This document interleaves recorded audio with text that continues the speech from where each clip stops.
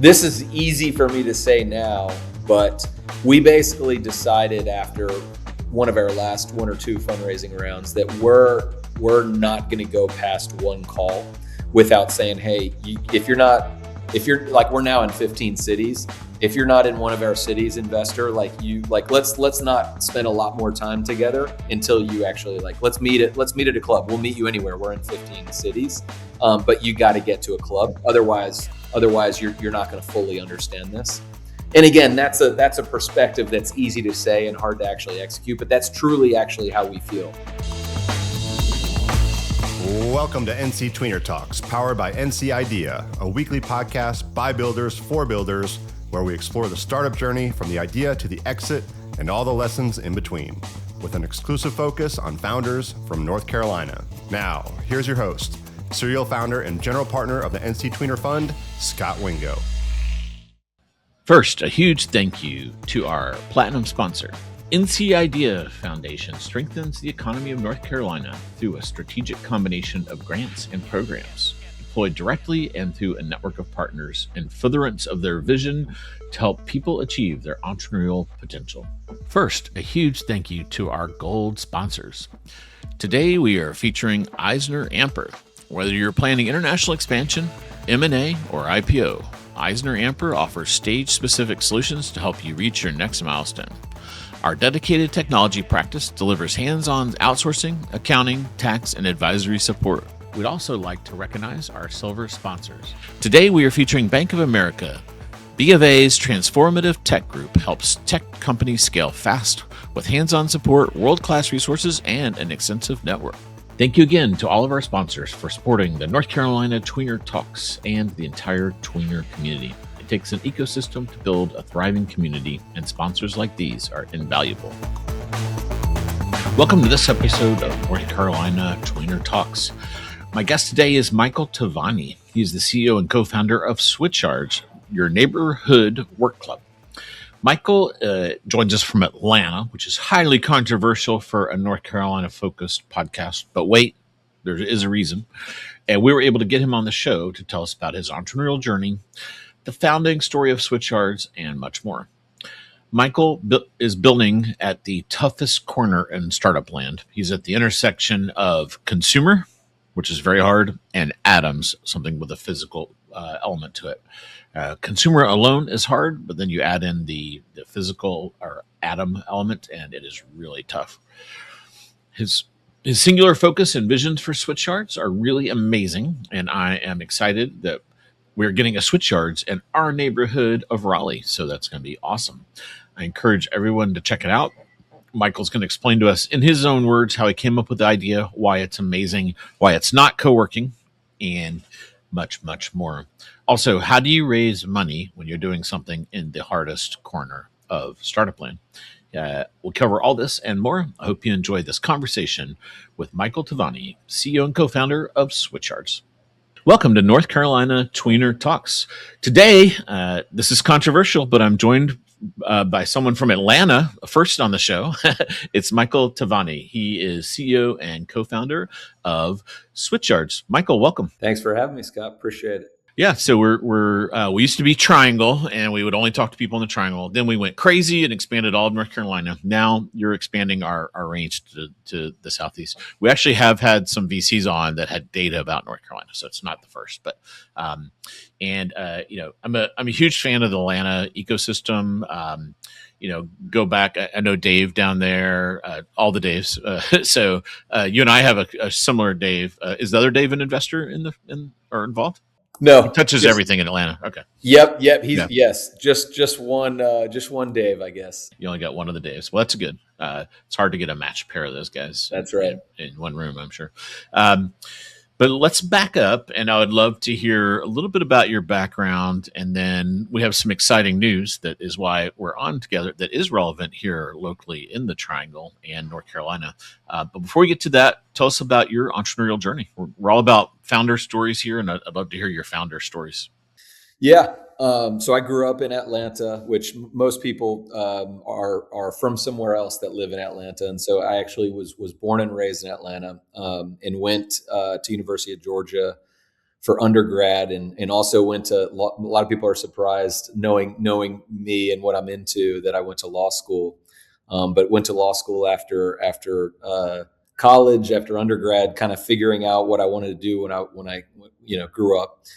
But ultimately, I think for me, my kind of through line has always been, I mean, I was kind of just born this way. I've always been kind of a design and brand and kind of product focused person. I've just, even when I was a little kid, I always kind of loved these things. And I think that's kind of, ultimately in my late 20s. So when I was about 27, I started my first company, and it was really not a company. It was a website that made $0, but it was kind of my first opportunity to be in the arena. And the second that I started that thing, I just felt like, all right, this is what I want to be doing for the rest of my life. Like it just, again, I always kind of joke around that I was like in the entrepreneurial closet for the first 27 years of my life. But the second I kind of just told people this is what I was doing and actually did it, I loved it. I enjoyed the process of just kind of where art and science kind of meet, is where I just am most comfortable. And I view a consumer startup, which is always what I focused on, as kind of where art meets science. And so, that's kind of how I got to my first company. So I saw you got a law degree. You didn't want to lawyering isn't at the intersection of art and science? No, not at all. It was, it's funny. I actually give credit to me going to law school bought me 3 more years of time to figure out what I was truly passionate about. Never really had an interest in being an attorney. There was like a hot minute where maybe I was considering it, but always was really creative and wanted to, I needed to find my thing. And that was 3 more years while I was in law school that I was supposed to be, studying, and I was actually dreaming about what I wanted to do. And so I spent a lot of time. That was like right during that was 2004 to 2007. And so that was, kind of post.com, but this moment in time where almost this what was to come after .com, a lot of companies in that, YouTube and Yelp and a lot of companies during that segment of time. And so I spent a lot of time, thinking. And so you did your web-based brands, and that was your web agency. Was it an agency? How long did it take you to realize that scaling an agency is tough? Well, no, it wasn't an agency. It was actually because it was kind of like, I didn't have a great idea, so I kind of started a website of like, hey, I'm going to start a portfolio of things, right? That's what happens when you don't quite know what you're doing. But actually, what happened was I jumped into the arena. I started this thing. I started a website called Peachtree 360. It was kind of a what to do in Atlanta. And so this is 2007. And I would say 6 months in, I started at kind of the fall of 07. 6 months in, I got an email. Speaking of Dave Payne, I got an email from him saying, hey, looks like you're doing something pretty cool. We should meet up for coffee. I'm doing something similar. And so him and I did not know each other. Someone had sent him a link to my website, that Peachtree 360 thing, again, which wasn't good at all. And we got together for coffee, and we're just really like-minded. Him and I, so we've been, we co-founded Scoutmob together, Skyblocks together. He's on the board of Switchyards. So we're like an old married couple. We've known each other for almost 20 years now. Very different personalities, but we get along so well. Just in terms of the values and in terms of from the startup perspective. So him and I decided ultimately to work together, and his idea was better than mine. And so I joined his company, which was called Skyblocks, about 6 months after kind of starting my own thing. But had I not started that thing, there's no way we would have ever met, right? Like, again, that was just me jumping in and getting my feet wet. So Skyblocks was nothing to write home about, other than we kind of, this was a funny thing that we just put out almost to just gain some attention. Twitter was really early days, and there was this Atlanta company that would allow you to like transfer money to, like, if you went out to lunch with a friend, you could kind of like transfer them money via a tweet, and they were experimenting with it. I forget the name of the company. And so we decided to raise our fundraising. We raised a couple $100,000. We decided to raise it via this platform. And so we became the first company to ever raise funding on Twitter. And, and this is unverified, but we ended up getting a New York Times article written about Switchyards doing this. And so again, it was just us trying to kind of create a little bit of hype and excitement about this whole thing. But Skyblocks was a Wi-Fi company doing Wi-Fi at local restaurants. And ultimately it was like a local company at the end of the day. And we couldn't get it far enough along. But what came out of that is Scoutmob. And so that was kind of our first success together. We had a good run with that company. Didn't ultimately end up landing the plane on that company, but had a really good run. A lot of people in Atlanta knew that brand. And so anyway, yeah. Yeah. And I think that was around the same time our good friend Alex Lassiter and his buddies were doing Gather, if I recall. Or are you guys in that kind of cohort where you were kind of? Yeah, so they Scoutmob for a period of time in Atlanta was the hottest because we were a consumer brand. So Atlanta, probably similar to the Triangle, Atlanta's not known for consumer startups. In fact, I'd say Atlanta is particularly weak on the consumer startup side. A lot of other, a lot of SaaS stuff, a lot of fintech stuff, a lot of MarTech stuff, but not a lot of consumer wins. Which is weird because you got the anchors of Home Depot and Coke there and stuff. You got, Waffle House and you got Spanx. You've had some consumer brands obviously in Atlanta, but they're legacy brands. And so Scoutmob was the hottest kind of startup in Atlanta for a couple of years. And Gather, Dave and I were actually early advisors of Gather because we were kind of the consumer guys in town. They were starting kind of a restaurant, tech platform. And so they kind of sought us out and they had pivoted a few different times and were trying to get going. And so we kind of saw that rise early, which was an amazing run and got to know those guys well. And Nick is a board observer at Switchyards, and so we've kind of gotten to see their ride, and now Nick's getting to see Switchyards kind of front row seat. Tell me about, well, first of all, this intersection. Consumer is insanely hard, so I have mad respect for you playing in that playground. Whenever I've gone in that playground, it's been a lot of fun. Like I love that intersection too, but it's hard. It's like Mount Everest times 10 for founders. So. This is a random thing, but there's this one Twitter account that I absolutely love, Signal, Signull. Do you follow that guy? Okay. Well, I'm gonna turn you on to this. He is really good at capturing that little intersection where you live with an AI flavor. Yeah, and he's got his avatar is William Shakespeare, and he's been on several podcasts live, and he is still William Shakespeare. It's like the craziest thing. I don't know how he's doing it, but you'll enjoy it. His insights are really, really, really good. So I think you'll enjoy that one. Yeah, I'll probably ruin like some of your time, but you'll get value from it. Walk me.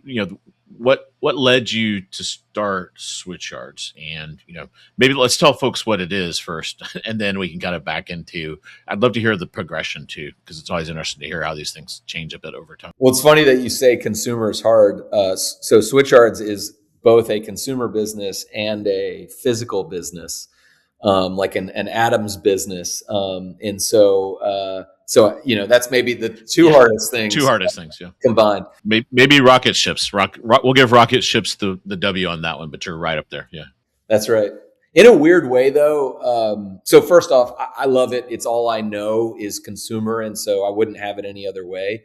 It's, I love building things that I can use myself and that I'm kind of customer number one of. And so that's kind of always how I viewed Switchyards. I also think of it as kind of a barrier to entry, right? Like if, I love this notion that like, any two people can be in a basement building, kind of a commodity, SaaS product now. And so I think Switchyards is not something that can be spun up in a week in a basement. It is, there's some hard blocking and tackling to kind of to do what we're doing, literally physically opening up locations around the country. And so I actually kind of like that. I like that barrier to entry. I like how hard it is, because I think, once you get to a level of scale, you kind of start to build a moat around the business, but it's hard to get there. So what Switchyards is we're actually, we actually are a consumer. Like, we do not call ourselves a co-working space. We've never used that term to describe ourselves. It's a new category, and we call ourselves a neighborhood work club. Neighborhood work club are three words that everyone knows what they mean individually, but we've kind of, mashed them together and created this new category. And the new category is actually a consumer product around the workplace. The workplace has always been an enterprise product, right? It's like, historically, if you were doing knowledge work, you didn't really think about where you were working, right? You kind of got a job, and they said, here's your desk, here's your office, here's your computer, and here's the hours, and we expect you to kind of be here. You weren't thinking about the real estate selection or the lease or whatever, right?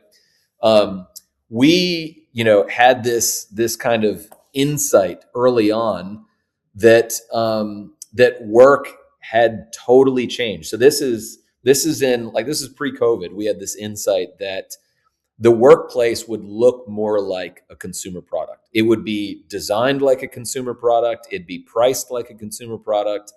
And ultimately, whether you work for a Fortune 500 company or you were starting your own startup, working for yourself, that where you spend your time working, because, again, I'm talking to you from a laptop and an internet connection. That can happen anywhere. I happen to be at our office. I could be at my home on my couch, right? And so that insight was, people are going to have more choice, and so this era of being forced to go to a place for 40 hours a week, like, we just felt like that was outdated. That was a relic of the Industrial Revolution or times past, and that we wanted to create kind of a consumer product, not as an office replacement. Switchyards is not an office replacement. It's not where you go 40 hours a week. That's what we call co-working. And that's why we are not in that space. Switchyards is very much a third place. And for people that aren't familiar with third place, kind of first place historically is the home. It's where you wake up every day. And the second place historically is the office. And so third place is anywhere that you're around other humans that's not home and not work. And so, it could be a Howard Schultz. Howard Schultz used it. Most famously, the term was coined by a college professor who wrote a book called Great Good Place. And that book, written in the mid 90s, was very influential for me as I was starting Switchyards. And so that's what we designed. We designed, again, work is changing. And of course, COVID accelerated this trend, but we were going to work in a more flexible way than we've ever worked in the last 100 years because of these computers that fit in our pockets and in our backpacks. And so it was already changing. COVID accelerated it. And no one had really rethought. I mean, again, co-working was a version of it, which basically fractionalized office space. But our take was to create a consumer product that was not a coffee shop, because coffee shop's business is to sell, $5 cappuccinos. Our business was let's charge a membership like a gym but dropped into residential neighborhoods close to where people live for people to spend a few hours a week. And so that was a very long-winded answer to what we're doing. But ultimately, the way I would describe it is we took inspiration from places that we love to work. Great hotel lobbies, great coffee shops, your college library, and we kind of mashed it together, put it in one building, and we dropped it into a residential neighborhood close to where you live. And then we charged a consumer price point that feels more like a gym membership price point than it does a second mortgage or a car payment. That was the initial vision, and you've kind of just stuck to it, maybe with slight iterations, or like how did we get here? Yeah, that was 10 years or 12 years now that I've been working on this. Lots of iteration. So how we got here was, I won't bore you too much with the details, but I was just kind of had some vague feeling of some idea and wanted to create this place. And so I ended up buying a 100-year-old building in downtown Atlanta. Got a bank loan. Put as much money as I had into this building, and then got a bank loan for the rest. Have no experience in commercial real estate, and bought this you know, down and out building in downtown Atlanta, which is not a prominent neighborhood in Atlanta. It happens to be, I'm in this building right now, this old kind of building with leaks in it and, old brick building, which is really cool, but it was not cool at the time. And opened up Switchyards V1. So Switchyards really, we're on like the second chapter of Switchyards. The first kind of 3 or 4 years of Switchyards was this kind of consumer and design focused startup hub, kind of like Atlanta Tech Village. If you're familiar with that, David Cummings building in Atlanta, which, David's MO was lots of startups have started at ATV, but they were pretty focused in the early days just because it was David's background on kind of B2B and SaaS. I wanted to create the consumer version. And so we created this little punk rock building in downtown Atlanta and opened up that. And that's what it was for the first few years. And so when I joked around about you with email, that's why, Dave Payne Studios kind of spun out of this because he was working on that here. And ultimately chapter 2 or V2 of Switchyards also spun out of that, which was really taking this big idea and getting really focused, getting really narrow on this neighborhood work club thing. Let's take this one piece of what was working. Let's drop that into neighborhoods. Let's kill everything else. And so really the first version was not focused at all. And now we're really focused on doing just one thing really well. And we think there's a big brand to be built there. The big news is you guys are opening up in Raleigh. So that's very exciting. That's my side of the triangle. You're already in Durham. And I think you sold that out instantly. This is another kind of fun part of what you do is, you're using a drop metaphor. When I'm from e-commerce, so I'm familiar with the street brands that have kind of used this model, and now shoes. Now everyone's kind of doing it. Talk us through that and tell us about what's going on in Raleigh. You know more than most probably about the kind of the drop playbook. We actually, I think, did it and it is overused in a way right now. We actually took one of our biggest constraints, which is we are opening up physical locations in cities, in neighborhoods. And so we do have a constraint. We are not a software product that can just turn on a new server and have more capacity. Like each space, our space that we're opening in Raleigh is 6,000 square feet. And so we cannot have 1 million members of that location. And so we took that constraint, that physical constraint, and we turned it into our drop playbook, which is actually creating, kind of the scarcity dynamic and the kind of the urgency around getting a membership. And I think we kind of, use that pretty well. It ends up being great for us as a business, but it's also the reality of the business. And so, so that's what we do. We drop the membership. So, we're opening Raleigh coming up here in a couple of weeks. We opened Durham last year. We ultimately we actually don't launch cities. We don't think of launching cities. We think of launching the best neighborhoods because we're a neighborhood. It's in our name, neighborhood work club. And so we are scouring the country. This will be our 37th club, and we're in 15 or 16 cities. I think, depending upon if you call Raleigh Durham one city or two cities, we're in 15 or 16 cities across the country. Started in obviously in Atlanta, and then we're as far as as Denver. Chicago will be the next location that we open after Raleigh. But ultimately, what we're looking for is the best neighborhoods in terms of our ICP. Our kind of, we have kind of a bit of a punk rock brand. We care a lot about design, care a lot about history.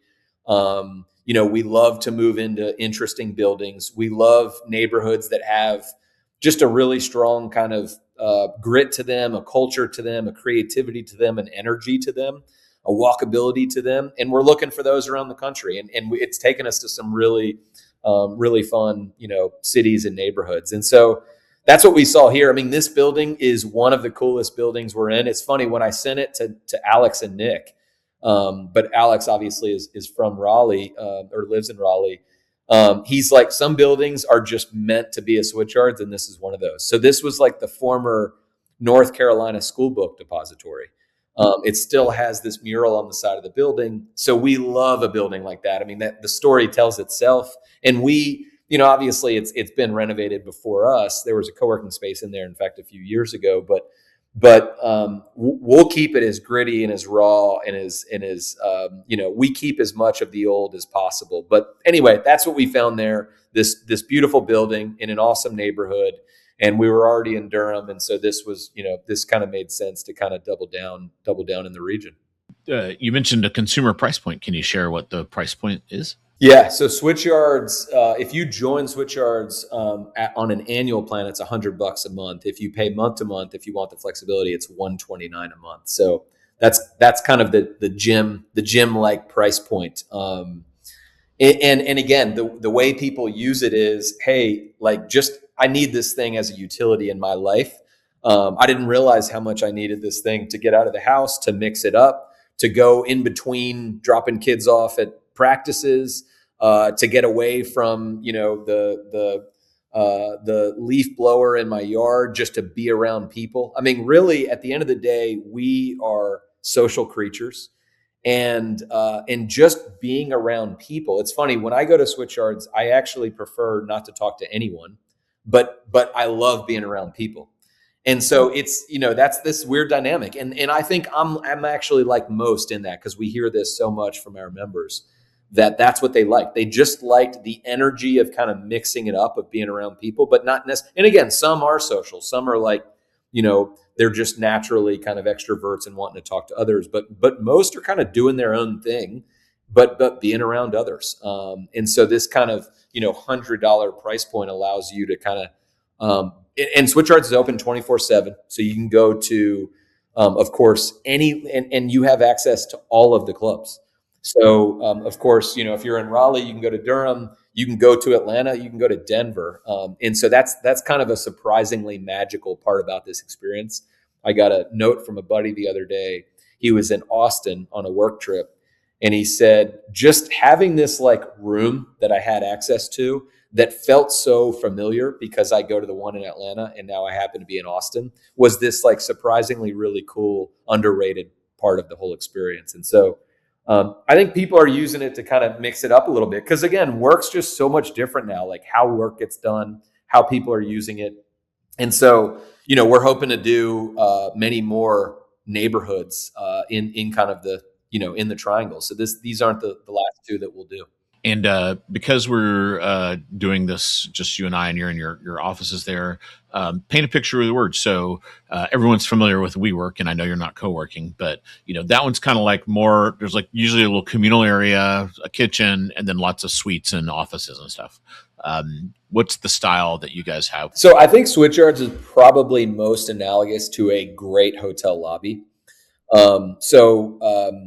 It's obviously it's for members only. It's not open to the public. Members are allowed to bring. We have a generous guest policy, so members can bring guests, and that's included. But it's not open to the public, so it feels like this kind of speakeasy hotel lobby when you walk in that it's like, whoa, everyone kind of seems like they know what they're doing, and everyone's kind of heads down working. And you'll see this, like right when we open, you'll see a bunch of people there kind of doing their thing.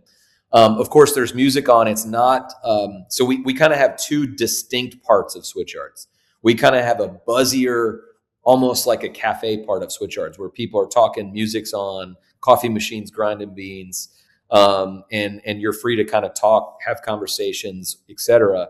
And then you have a very distinctly quiet area of Switchyards, which is modeled after kind of, your college library. And that area is meant to be no phone calls, no talking, totally heads down, no music.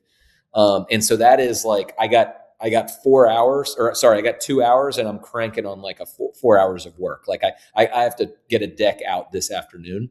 And so that's kind of what we call the library. Then of course we live in a world where tons of people are doing, Zoom calls, phone calls, et cetera. So we have phone booths that you can book. And so you can take phone calls and, Zoom, et cetera, Google Meets. And that's kind of the distinct parts of Switchyards, but no private offices. So no one has an office. No one has a monitor. And again, Switchyards is like purpose built to be, very well designed, and tons of workstations where you can just bring your laptop and get a couple hours of like really productive work done. So it feels like, the best coffee shop or hotel lobby designed for working. That's what it feels like when you're kind of in there. But it's a little bit different than what's kind of out there. Obviously the coffee's free. So we always partner with local coffee roasters at every club that we're in. And it's really high quality coffee. We make sure to get that right. That's a big part of the experience. And but it's really like no frills. It's like well designed, very intentional. Get in, get out, get some work done, and go live kind of the rest of your life, doing other things. And so it's this kind of new thing in the world that, frankly, even as the founder and CEO thinking about it for a long time, it's kind of you know it when you see it. Like when you get in there, I'm excited for you to see it for the first time. But just when you get in there, it just feels really good, and it feels like, oh, they're doing something different. Yeah, the right space like that has like an energy, like a vibration to it. It's hard to put into words. You feel it. Think about trying to get funding for that business or raise money for that business. It's definitely on my list of things to talk about. Yeah, it's like over Zoom or whatever, trying to pitch a business that you just kind of have to. You just have to not walk in to feel it. Yeah, so one of the things I wanted to do while I had you is most of our founders, we have a fair amount of SaaS, and I'm a software guy, but I've done the Atom thing and consumer, and it's again, you picked like the intersection of the two hardest things. What are some pro tips for other founders? I noticed you guys on Crunchbase, it says you've raised like over 10 million. So you've done something right, and you've opened up 37. So you're definitely, you're onto something here. How have you helped? And also I imagine it's hard for you to not be attached to all the calamity that kind of happened with WeWork and all the Adam Newman and and then the Jared Leto thing comes out, and it's like a whole nother wave of people remembering why that didn't work out. So how did you raise? How have you pitched this to the point where you can kind of punch through that? This is easy for me to say now, but we basically decided after one of our last one or two fundraising rounds that we're not going to go past one call without saying, hey, if you're like, we're now in 15 cities. If you're not in one of our cities, investor, let's not spend a lot more time together until you actually let's meet at a club. We'll meet you anywhere. We're in 15 cities. But you got to get to a club. Otherwise you're not going to fully understand this. And again, that's a perspective that's easy to say and hard to actually execute, but that's truly actually how we feel. Every single investor of Switchyards, institutional investor of Switchyards, either got on a plane or was in one of our cities and saw the product. You're just not going to understand this living purely in a spreadsheet and not actually seeing. I mean, this is a consumer product, and so you have to kind of feel it. So that was one, is I think having that conviction that hey, you got to see it. And again, let's not waste either of our time. So that was a big one. I mean, fundraising was really painful for us for all the reasons that you said. But, like I said at the very beginning, I actually think that creates I think when the Switchyard story is written about us, all of those things, the WeWork debacle, the fact that it was, I mean, we raised a round of funding, a small angel round during COVID when we were completely closed and had $0 in revenue. We had no revenue for 14 months. We paused everyone's membership, and we actually raised a small round of funding then. And so, I think all of that is going to end up being a halo effect, probably, that scared a lot of others away and created some room for us to actually iterate and get going without this being like a super hot space. And, like they always say, a lot of startups look like these cute little toys until someday they become just inevitable and they're not cute little toys anymore, right? Like many, many things have started off that way, especially consumer things. And I think Switchyards was like, that's cute. That's nice what you guys are doing. But, and all of that allowed us kind of room to run. And now, we're not fully out of the woods yet, but I think we get to a point where it's like, all right, I can see what this path looks like to, hundreds of clubs around the country, and tens and hundreds of millions of revenue for this business that, again, like, just a lot of people didn't see it. And again, that's painful when you're going through it, but I think it probably at the end of the day makes you a better fundraiser and probably a more resilient founder at the end of the day. Cool. Give us an idea for if you're managing 37 of these, you must have and then you're, I imagine in my head, you have a pretty big team that's kind of like an operating, existing, and then forward looking, like what do we open next, like a real estate acquisition and that kind of thing. Not acquisition, but finding, sourcing. How big is the team running this business now? Yeah, so we're about 50 people full time.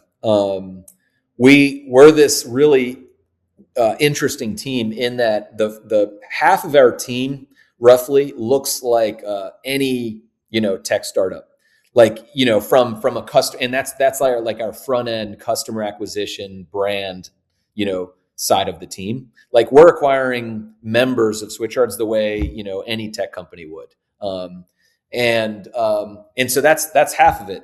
On the other half of the business, we have a full-time carpenter who works at Switchyards, like a W-2 carpenter.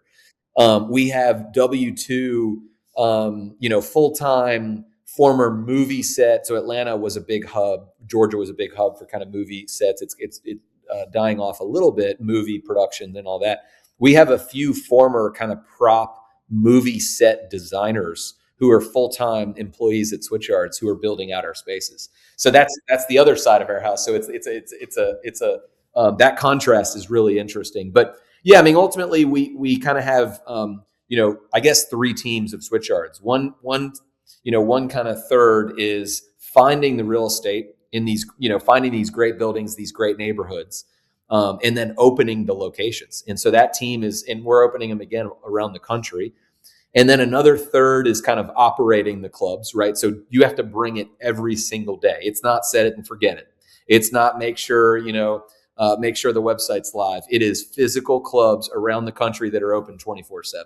So that's about a third of the company. And then the other third is kind of product, brand, marketing. And we focus a lot on storytelling and brand. And I think we do a really good job there. Because again, when you're creating a new category, we bear the burden of really like telling stories around what these neighborhoods are, what these buildings used to be, and what a neighborhood work club even is in the first place, and what you should do there. We have to tell people at the beginning how to use this, like why we designed this, what this is used for.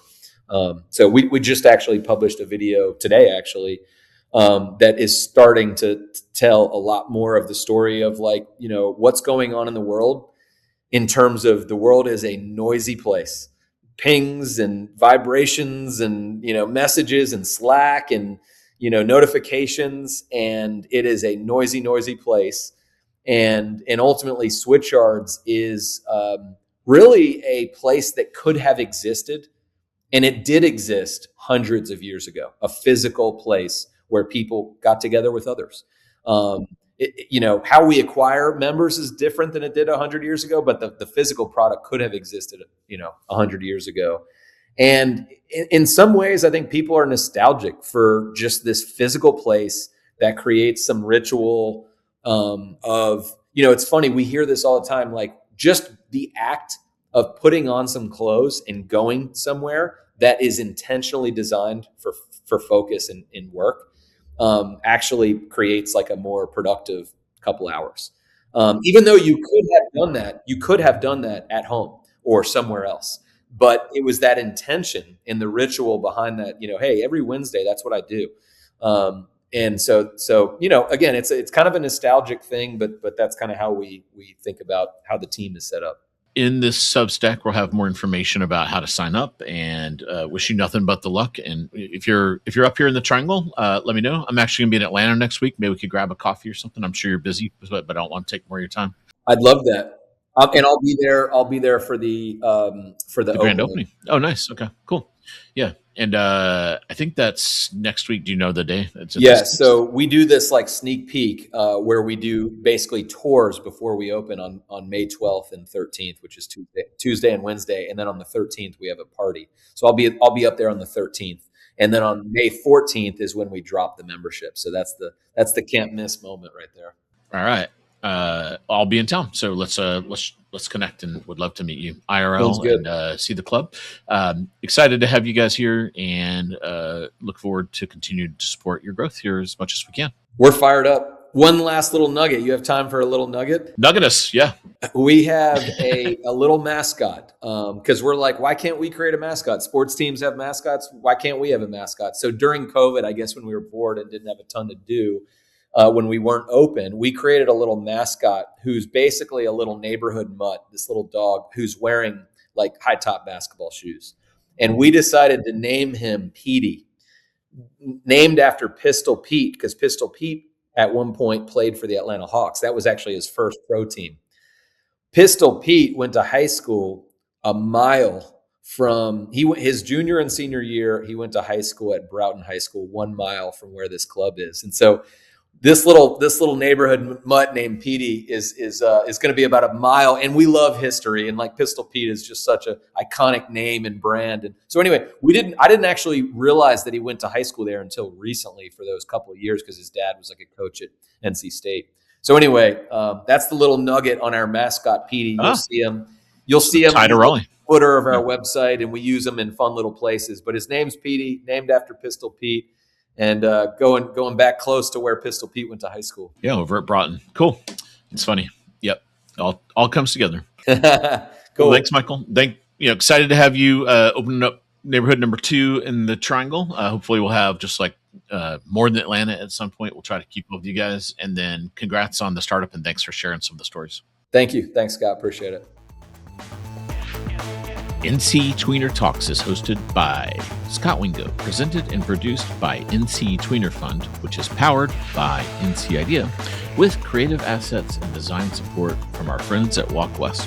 That's it for today's episode. A big thank you to our guests, sponsors, and the team that makes this podcast possible. If you enjoyed this episode, don't forget to subscribe, leave a review, and share it with someone who loves the startup stories coming out of the North Carolina Tweener Talks.